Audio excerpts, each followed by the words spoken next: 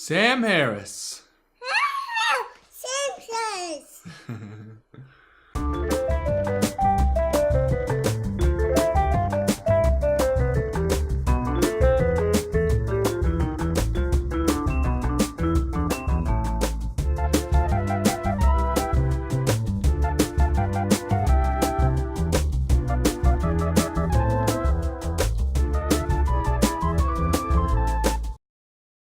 Hey everybody, you're here to improve your life, tactically and philosophically, with inspiration, through books with us.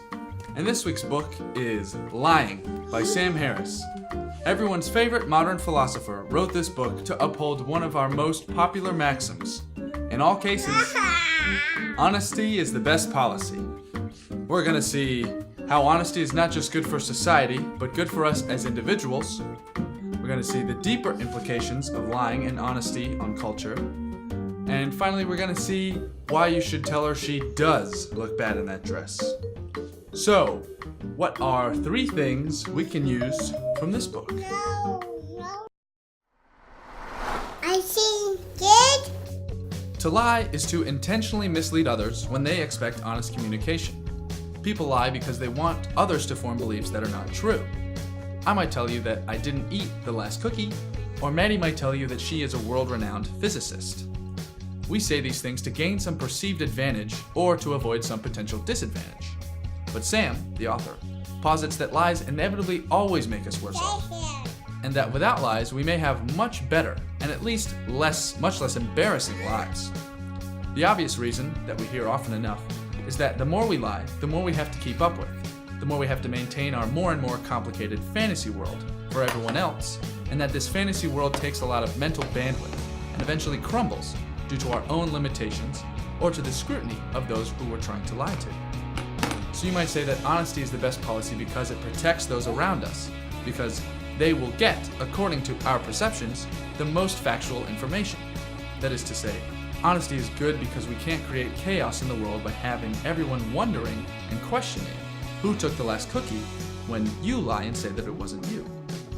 Total honesty sounds good for society because it makes the bad guy tell us that he is bad or was bad. But that means that the individual bad guy is worse off then, right? Because people now won't let him get away with taking their cookies anymore. He's down on dishonest cookies.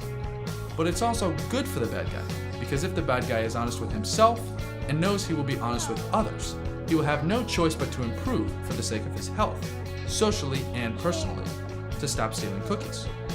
So being honest with yourself and others leads to less chaos externally and more growth personally, and thus is a win for yourself and humanity. The birthday cases. Yes, says the bus driver, answering Sam's question as he gets on the bus. Sam nods and makes his way to an empty seat. After 2 hours of what was supposed to be a 1-hour trip, he begins to question the response of the bus driver and asks the other passengers on the bus, "Is this bus headed to Haldwani?" "Yes," they all say, and Sam Harris is assured anew.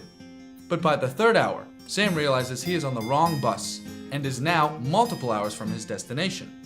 He learned later that it was considered rude in this part of India to contradict another person's stated beliefs. The people on the bus didn't want to offend him by telling him he was on the wrong bus.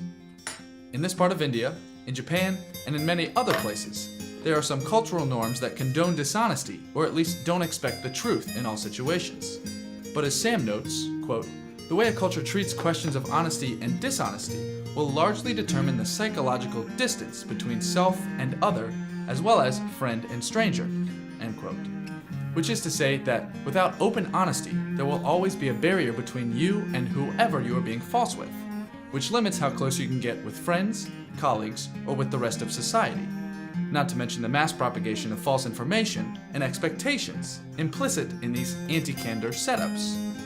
If everyone is lying, people A, obviously can't trust each other in these lie-prone domains, and B, develop false expectations of how they are supposed to feel or think about certain things when everyone around them is lying about how they feel or think about these things. And speaking of culture, think of how damaging it is when you know your government or your favorite companies to have lied. Just as in relationships, you destroy the trust of your citizens and your customers forever affecting those relationships for the worse, and applying to yourself a veneer of disgust. And so, we all tell lies, playing our games of advantage that we learn from everyone around us, the government, the culture, and our social groups, sparing us from a life of relative ease, trust, health, and a more knowledgeable population. But if you are the kind of weirdo that wants a healthier, easier, and more respectable life, and honest behavior is possible in your culture, then honesty is the initially bumpy, but inevitably smooth path to this lifestyle. Book bag.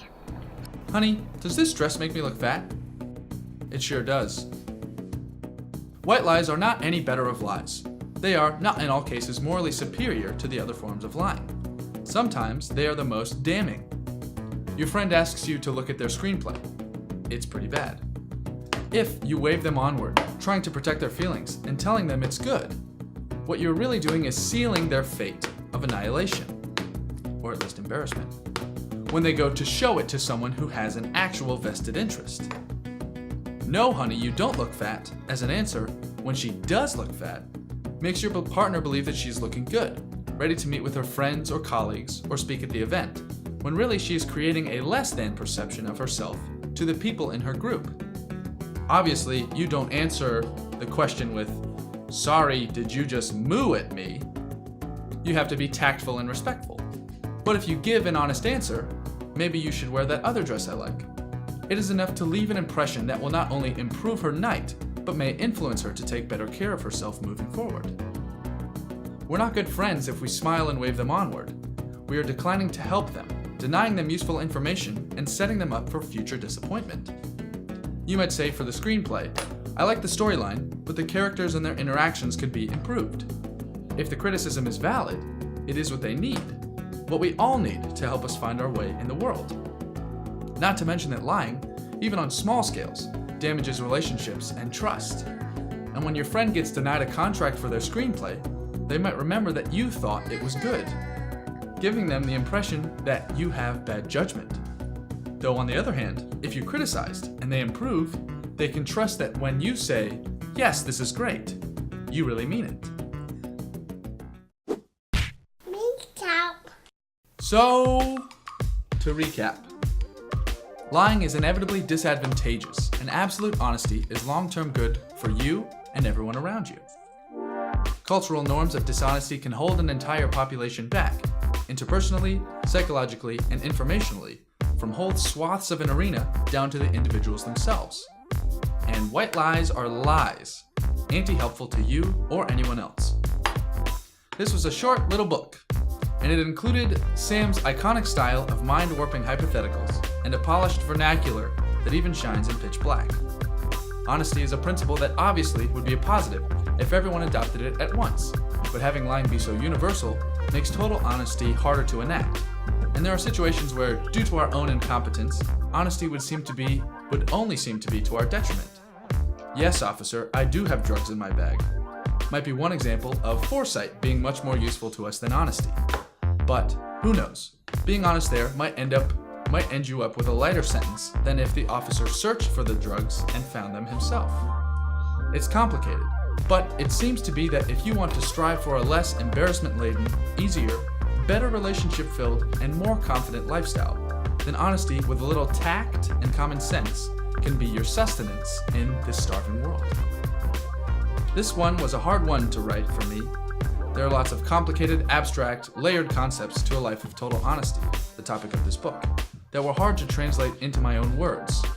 So I would like to say that this post was delayed because of some good excuse, like my dog ate the script, but it was a week late due to a lot of procrastination because I was a little nervous about how hard of a script it would be to write.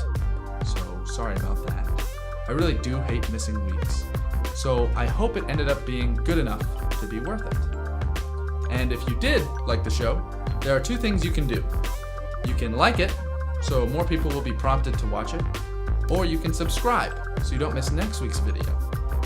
Thank you for watching with us, and we'll see you next week. Bye! Bye. I'll give you some cherries. Cherries. Yeah, but you gotta say, honesty is good. I see good. fantastic.